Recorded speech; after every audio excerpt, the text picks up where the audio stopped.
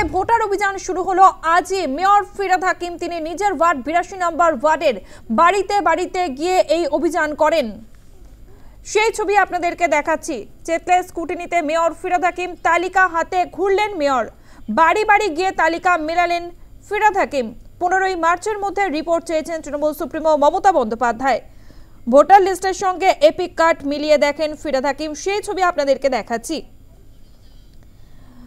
নেতাজি ইন্ডোরে তৃণমূল কংগ্রেসের যে মেগা বৈঠক হয়েছিল, সেই মেগা বৈঠকেই ভুয়ো ভোটারের প্রসঙ্গ উত্থাপন করেছিলেন তৃণমূল সুপ্রিমো মমতা বন্দ্যোপাধ্যায়।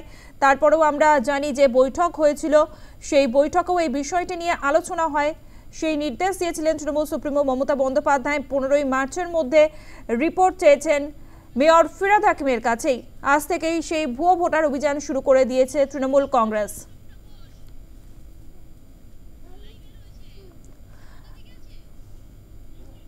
চেতলা থেকে আমাদের সঙ্গে রয়েছে আমাদের প্রতিনিধি স্বপ্না ঘোষ। স্বপ্না, ভুয়ো ভোটার অভিযান শুরু করা হয়েছে তৃণমূল কংগ্রেসের তরফ থেকে।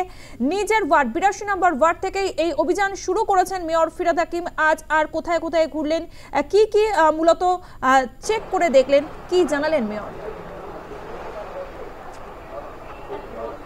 একেবারেই তোমাকে জানিয়ে রাখবো যে এই 82 নম্বর ওয়ার্ড থেকে কলকাতা পুরসভার মেয়র ফিরহাদ হাকিম তিনি কিন্তু আজ নিজের ওয়ার্ড থেকেই ভোটের স্ক্রুটিনি করতে বেরিয়েছেন এবং তিনি বিভিন্ন বাড়িতে বাড়িতে গিয়ে দেখছেন যে এপিক কার্ডের সঙ্গে ভোটার লিস্টের কার্ডের মিল কতটা রয়েছে, অর্থাৎ কোনো ভুয়ো ভোটার আছে কিনা এই বিষয়টা তিনি পুরো খতিয়ে দেখেন। আমরা জানি গত বৃহস্পতিবার তৃণমূলের একটি মেগা বৈঠক হয় এবং সেই মেগা বৈঠক থেকে কিন্তু তৃণমূল সুপ্রিমো মমতা বন্দ্যোপাধ্যায় তিনি রীতিমতো অভিযোগ করেছিলেন যে বাইরে থেকে অর্থাৎ গুজরাট, হরিয়ানা, বিহার থেকে কিন্তু ভুয়ো মানুষ এসে এখানে ভোট দিচ্ছে এবং ভুয়ো ভোটারের একটা অভিযোগ করেছিলেন।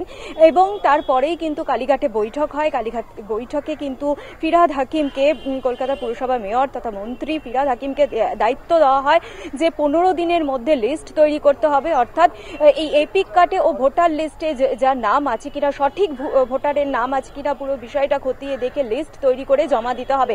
তারপরে আজ সকাল সকাল তিনি তার নিজের ওয়ার্ড থেকে কিন্তু শুরু করলেন।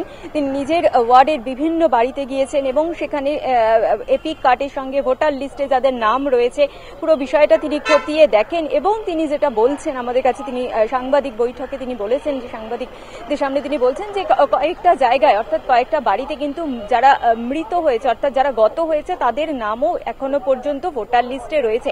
এমন বিভিন্ন জায়গা, আবার কোথাও কোথাও যারা এখানে বসবাস করে না তাদের কোনো অস্তিত্ব নেই এমন নামও তিনি পেয়েছেন। এবং তিনি যেটা বলছেন যে এই বিষয়গুলো কিন্তু তারা একটা লিস্ট করছে এবং সেটা পার্টিকে জানানো হবে এবং পার্টির তরফ থেকে এই নির্বাচন কমিশনে এটা কিন্তু দেওয়া হবে।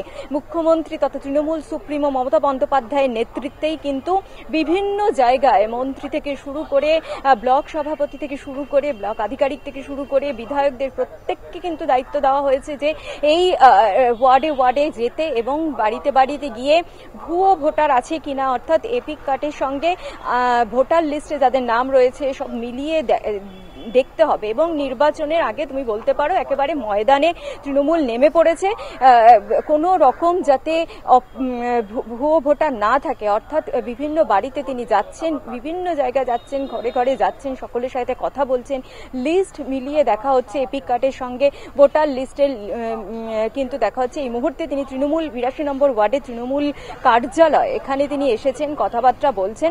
এরপরে আমরা অবশ্যই নজর রাখবো তিনি কোথায় কোথায় যাচ্ছেন। ধন্যবাদ স্বপ্না। আমাদের সঙ্গে ছিল আমাদের প্রতিনিধি স্বপ্না ঘোষ।